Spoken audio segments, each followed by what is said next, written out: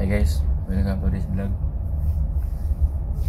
Iwan ko kung magustuhan nyo yung vlog na to, pero papakita ko sa inyo kung ano yung buhay seaman. Ngayon, parang gusto kong kumain ng masarap. Tara!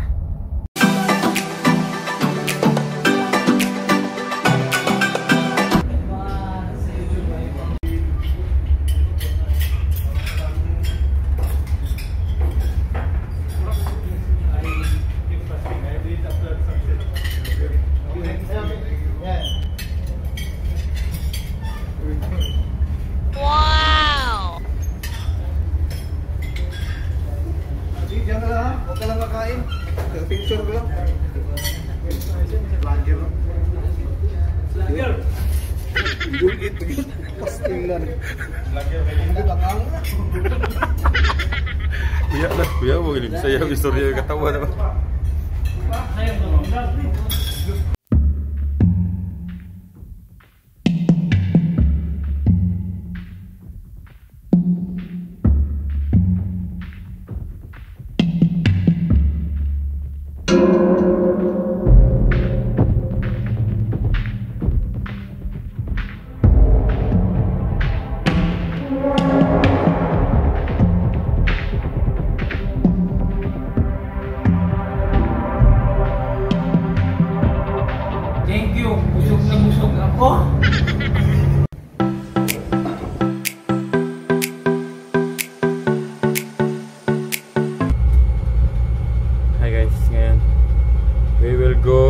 Working on deck.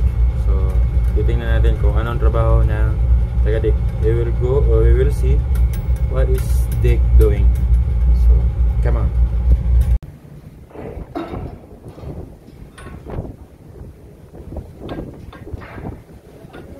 Yun lang pala eh.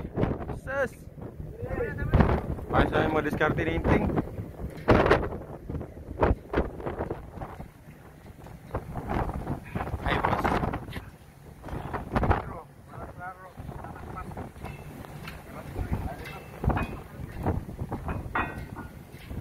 The light.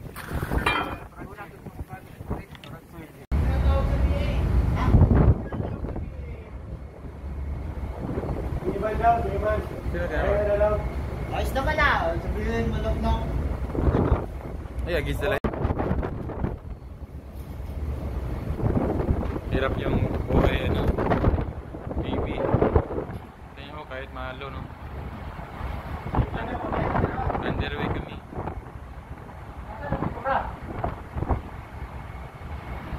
Lagi pintura pa rin. Idol! Okay, ganyan sir.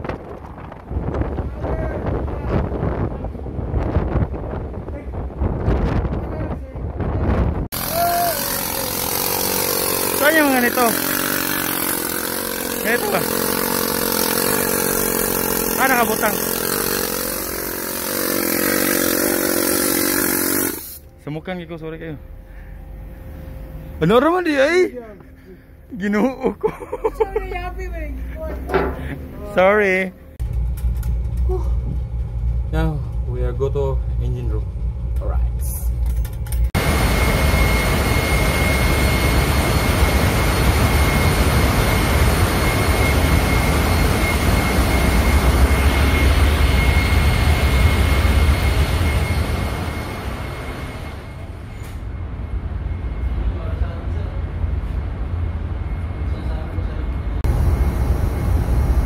Hi guys, we're going to maneuvering now. So we are here. Nandito na naman tayo. So we are start reducing or end of EOSP, or what we call EOSP means end of C passage. So we are start to reducing until the maneuvering speed 76 RPM. This is now. So we are in manual operation mode. Before it was 104 RPM, so we will make it until this one. Maneuvering speed is 76 RPM. That is called the pull. From not pull, it will going to pull. So we got down to until 76 RPM with a speed of 10.9 knots. This is the pull. Alright. So let it make it. This is the governor, no? Governor yan. Now it's already 101. So one at a time. In this ship, we have to one at a time reducing the RPM. So every 1 minute, we have reduced 1 RPM. Okay, it is work together. And this one, you have 101. Until 176.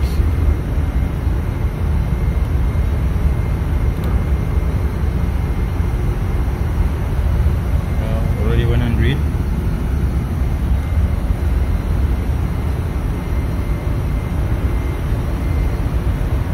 Check all parameters.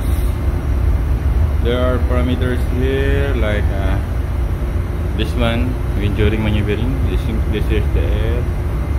Main engine air, main engine oil, main engine FO, and the shaft, then the revolution, then the turbocharger, the load, which is the FACRA. So, and also the other, make it ready our compressor. One is the auto, and the other is for the standby. And this is the monitor. This is the jacket now. It will increase until 80. Generators.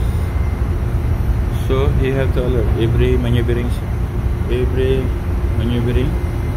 arrival, departure, anchorage. So you have to alert in engine room so that we don't have no issue about maneuvering operation. So all generators already in service number 1, and then the one is standby already run. For number 1 is backup, 1 is service. Every maneuvering you have to run at least 2 generators, because load will high, it will going more, and so that's the time you have to start 2 generators. Alright, we are here now.